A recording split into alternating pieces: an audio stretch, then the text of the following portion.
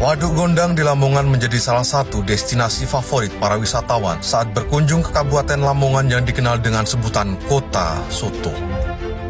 Di balik pesona keindahan alamnya, waduk yang berjarak sekitar 19 km dari arah Babat, Lamongan ini ternyata menyimpan sejumlah cerita yang mungkin belum diketahui oleh banyak orang. Secara administratif, wilayah waduk ini berada di dua kecamatan, yakni Kecamatan Sugio dan Sambeng. Di Kecamatan Sugio, waduk ini meliputi Desa Gondang Lor, Desa Deket Agung, Kali Tengah, Daliwangun, dan sebagian Desa Sidorjo. Sedangkan di Kecamatan Sambeng meliputi Desa Sekidang dan Wonorejo. Di wilayah Waduk Gondang juga terdapat sungai yang dulu pernah ada dan sekarang hilang dari peta. Sungai Gondang yang hilang tersebut menghubungkan antara Bengawan Solo melalui Sungai Bengawan Jero dengan Sungai Brantas. Berdasarkan data peta yang dipublikasikan pada Oktober 1811, dapat ditarik kesimpulan bahwa keberadaan sungai penghubung tersebut sebenarnya masih ada hingga akhir abad 18 Masehi. Jika dilihat dari peta lama tahun 1811, keberadaan sungai itu masih ada atau tergambar dalam peta tersebut dengan nama Sungai Gondang.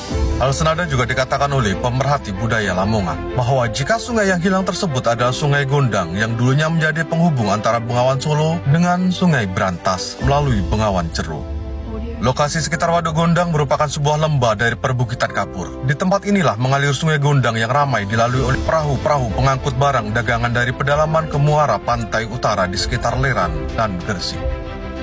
Cerita tutur lain juga mengisahkan adanya kapal dagang Cina dengan sebutan kapal Sampokong yang juga dapat berlayar hingga sekitar Gondang dan terdampar di Desa Gondang, di mana lokasi Waduk Gondang berada sekarang. Terlepas dari soal ketepatan tutur tersebut, satu hal yang perlu dicermati adalah keberadaan Sungai Gondang yang hari ini hanyalah sebuah aliran sungai kecil dengan lebar tak lebih dari 5 meter dan kedalaman maksimal 2 meter, yang saat musim penghujan kerap meluap di jalan sekitar desa.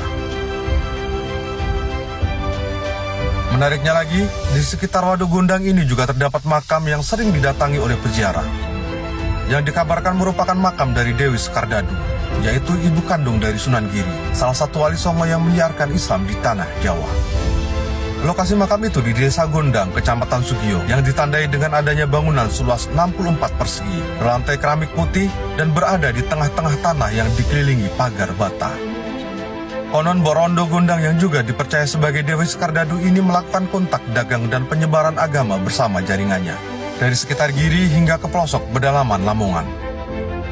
Beliau tinggal hingga sekian waktu sampai meninggal dunia dan dimakamkan di depan Waduk Gondang saat ini.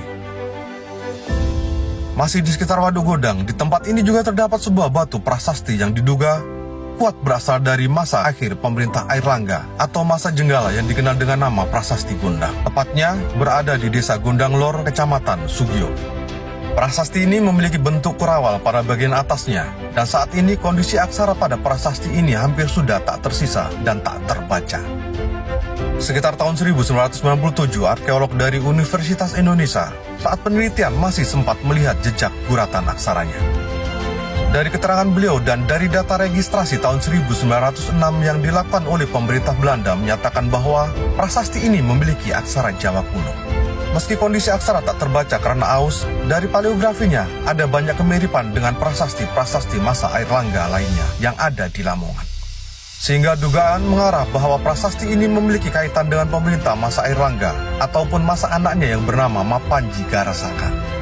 Tak cukup itu, dugaan prasasti Gondang berasal dari masa Airlangga ataupun anaknya ini tentunya bukan hanya didasarkan atas adanya aksara prasasti Jawa.